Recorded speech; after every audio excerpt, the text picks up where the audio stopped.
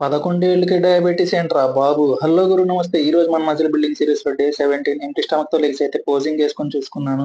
గురు ఇంతలాగా కండిషన్‌ని maintain చేస్తూ fat పట్టకుండగా మీకు ఇంత ఇన్ఫర్మేటివ్ వీడియోస్ ఇస్తున్నందుకైనా షేర్ చేయాలని అనిపించట్లేదా గురు మీకు వీడియోస్‌ని? అసలు విషయానికి వస్తే నిన్న ఒక తమ్ముడు నా దగ్గరికొచ్చి "అన్న నాకు ఫ్యాట్ తగ్గాలన్నా" అని చెప్పి వర్కౌట్ అడిగితే, సరే అని వర్కౌట్ చెప్పాను. డైట్ కూడా అడిగాడు. సరే అని డైట్ చెప్పేటప్పుడు "తమ్ముడు నువ్వేం తింటున్నావు అసల" అంటే "ఇంట్లో వండే ఫుడ్ తింటున్నానన్నా" అన్నాడు. దాంట్లో అసలు ప్రోటీన్ ఇంటేక్ కనిపించలేదు. సరే అని చెప్పేసి నేను కొన్ని మార్పులు చేసి చెప్పాను. లాస్ట్‌లో ఆ తమ్ముడైతే "అన్న నాకు డయాబెటిస్ ఉందన్న" అన్నాడు. "ఏంటి తమ్ముడు నీకు డయాబెటిస్" అంటే మనోడు సరిగ్గా ఏం చెప్పట్లా. మనోడి ఫ్రెండ్ వచ్చి "అన్న ఇది అంతా మనోడు చేతులారా చేసుకున్నాడు అన్న" అంటే "ఏం తమ్ముడు ఏం చేసావు" అంటే "చిన్నప్పటి నుంచి మనోడికి డ్రింక్స్, జంక్ ఫుడ్ బాగా అలవాటన్న.